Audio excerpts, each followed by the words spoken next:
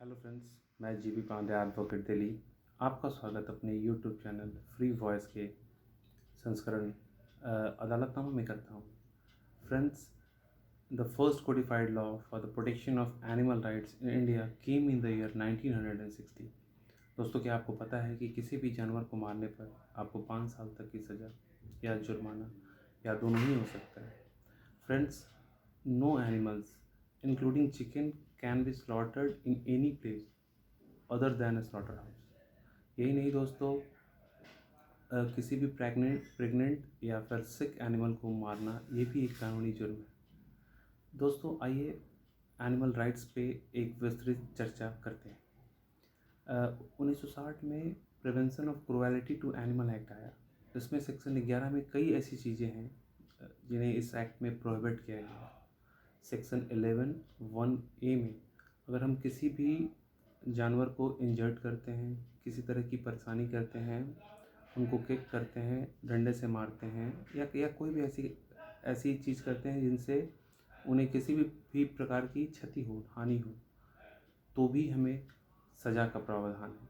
यही नहीं दोस्तों, सेक्शन 11(1)(i) के हिसाब से अगर कोई भी ओनर जिनके घर में कोई भी पेट एनिमल है, अगर वो ओनर उस पेट को कहीं भी अबैंडन कर देता है या फिर उसको छोड़ देता है, तो भी ये एक जुर्म है इस एक्ट के अंतर्गत।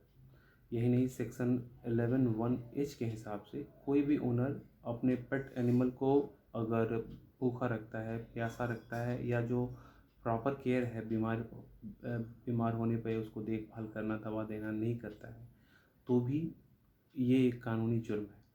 यही नहीं दोस्तों, 1972 में वाइल्ड लाइफ प्रोटेक्शन एक्ट आया।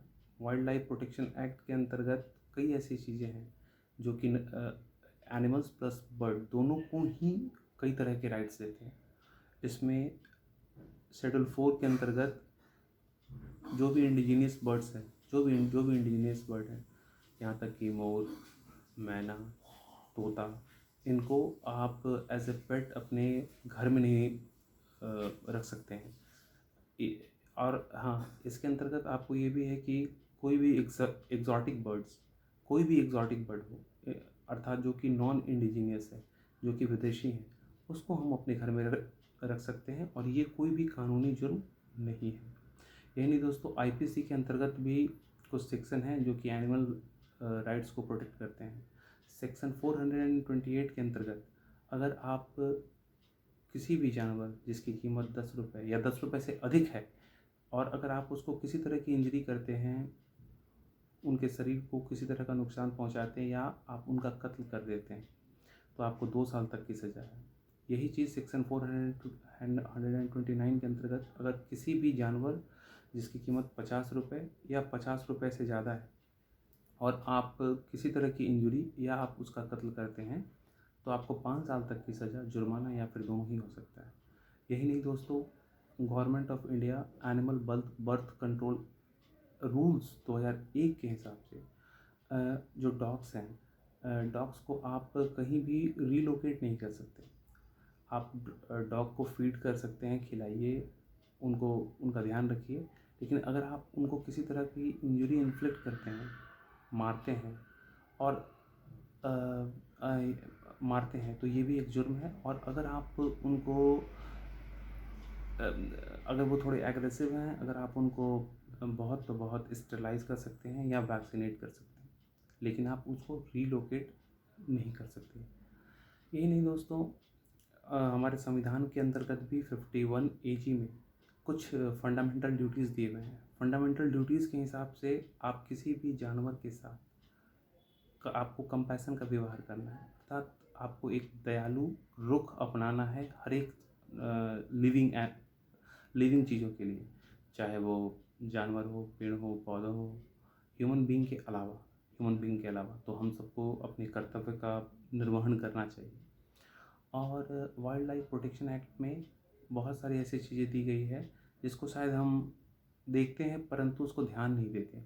अगर हम जू में भी जाते हैं और किसी भी जानवर को किसी तरह की इंजरी करते हैं, फीडिंग करते हैं या किसी तरह का नुकसान पहुंचाते हैं या किसी तरह का डिस्टर्बेंस क्रिएट करते हैं, तो भी हम पे 25,000 तक का जुर्माना लग सकता है।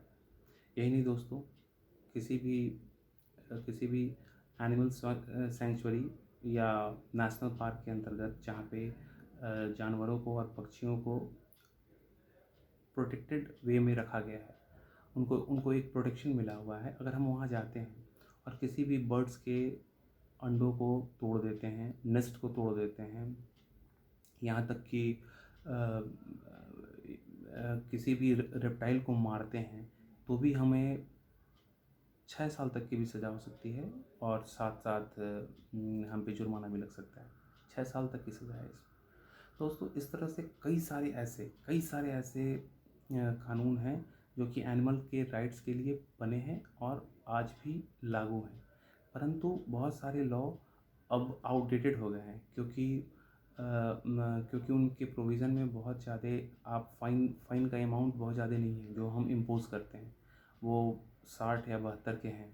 तो आज के डेट में इसको थोड़ा और कठोर बनाने की ज़रूरत है, स्ट्रिंजेंट बनाने की ज़रूरत है। सुप्रीम कोर्ट के गाइडलाइन के हिसाब से हर एक स्टेट में एक स्टेट एनिमल वेलफेयर बोर्ड बनना चाहिए। और एक एनिमल एक्टिविस्ट के आरटीआई के जवाब में पता चला कि मैक्सिमम स्टेट में इसका गठन ही नहीं हुआ है। यहाँ तक कि कुछ स्टेट जैसे महाराष्ट्र में गठन तो हो गया है, परंतु कोई फंड एलोकेट नहीं हुआ है। यहाँ तक कि किसी का भी अपॉइंटमेंट नहीं हुआ है और न ही कोई मीटिंग हुई है जो कि देख रेख कर सके कि हमारे यहाँ एनिमल्स के राइट्स का कहीं वायोलेशन तो नहीं हो रहा है। इसलिए हमें काफ़ी ज़रूरत है कि हम इन सब चीज़ों पर ध्यान दें। न सिर्फ सरकार बल्कि आम नागरिक भी, और सुप्रीम कोर्ट भी इस पर संज्ञान लेता है। दोस्तों, अगर आपको मेरा वीडियो अच्छा लगा तो आप कृपया इसे देखें, सब्सक्राइब करें और शेयर करें। आपका बहुत बहुत धन्यवाद। नमस्कार।